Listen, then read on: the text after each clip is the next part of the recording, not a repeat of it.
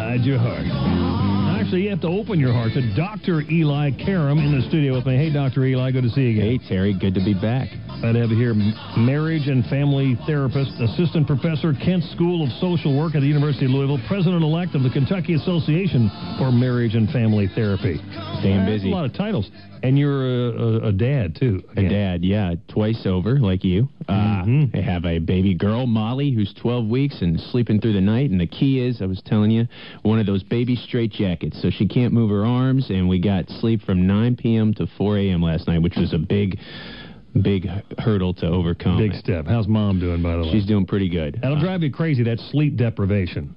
Know that. Oh, yeah, on a relationship, and it really will. On a relationship, on work, everything. That's right. My kids are in their 20s now. I'll counsel you on parenting the young'uns if you need that. I'll take your advice. Yeah. All right. Well, there's always a litany of topics to work on. This wedding tomorrow for Chelsea. And the knob. Yeah, and the knob. What is this guy's problem? He won't smile. Smile, knob. What is your problem? Anyway, this is kind of exciting. It's nice when everybody can sort of focus in on something and see somebody that we saw, raised as a child. Obviously, she's had a life of prominence that she doesn't really care for, and it's nice that people respect her privacy, which I know the paparazzi won't. Yeah, she grew up in front of America's eyes, and it's, people think of Chelsea as a little girl, but she's a 30-year-old woman. So right. She is, and I think she's been in this relationship a long time, so probably something she has not entered into lightly. What do you tell young couples who are headed down the aisle and they have all their dreams ahead of them? I mean, there's a whole lot that young couples should do before they get married, and most don't. Oh, yeah, most people, I love working with young couples, but they generally don't come in to see me because people don't want to hear bad things about their relationship, Terry. They just assume everything is perfect, and they don't want to do these things. But we find, in my field, if you come in, that's a good thing. Prevention, learning about these inevitable problems. It's not like something that might happen to you. All couples go through these predictable life stages and changes, like having a child like I am, like, switching careers or moving geographic places. These are things that come up, and you need to be able to talk about them. So hopefully Chelsea's done that. And there's a lot of myths about relationships, Terry, that, relationships are both an art and science, and we like to dispel a lot of those. So I got a list of my favorite if you want to hear some of those. And the first one, I think, is, conflict means there's a lack of love or it's a bad relationship. And that's not true. There's conflict in even the healthiest relationships. And all the research says, believe it or not, 69% of problems with couples are not solvable. They're perpetual. They're lasting. Something happened last year. We can't take that back. Solvable, but not solvable, but tolerable. Tolerable, and so acceptance is the key. So instead of trying to, beat your head over and over trying to solve a problem that's not solvable, learn to accept it. And those are the successful couples that solve what is solvable. That less than a third of those issues, but they learn to accept what they can't solve, and that's really important thing. Another thing is that people think anger, it's a bad thing. Anger, if let out in the right way, is not a bad thing. People think it's a primary emotion, but it's really just a smokescreen. When your partner comes at you with anger, or you're angry yourself, it's usually just covering up something that's harder to express. Well, let's drill down right there before you go to another point here.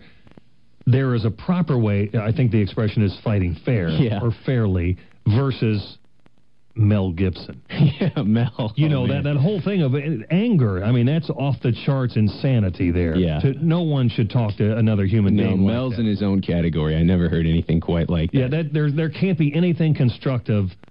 Take the obscenity out of it and all the degradation out of it. Just the intensity of the intonation in his voice.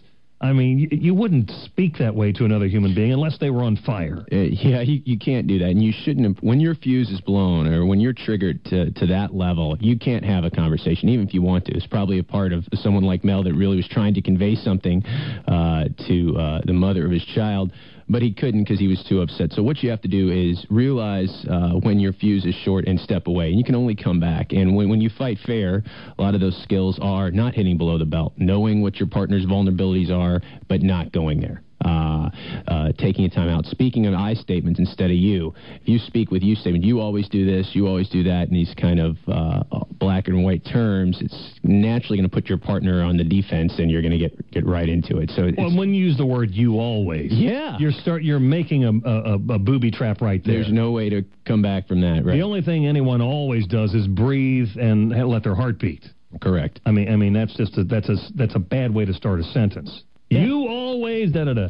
I mean, your defenses are naturally up when you hear the you phrase versus, I, and then feel a certain way when this happens type of sense. And there's lots of programs, and any good therapy or any good relationship enhancement class like we offer through U of L, they go over that. But I think people need to know that complaints are not necessarily a bad thing. These global criticisms, you always do this, you're this or that, I mean, those are bad for relationships. But complaints, they're not. And that's what we do. We kind of teach couples how to complain and do it the right way without bringing up your partner's defenses, without, again, trampling these vulnerabilities. So complaining is good, and conflict in and of itself, it's not bad.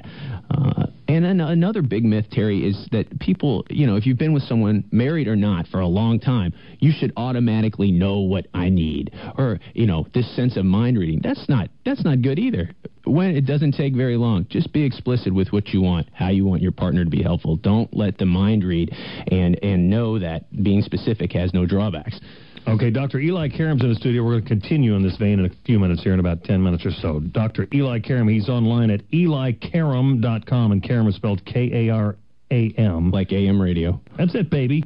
elikaram.com, and we're coming right back here on 84 WHAS. This Kentucky Lottery total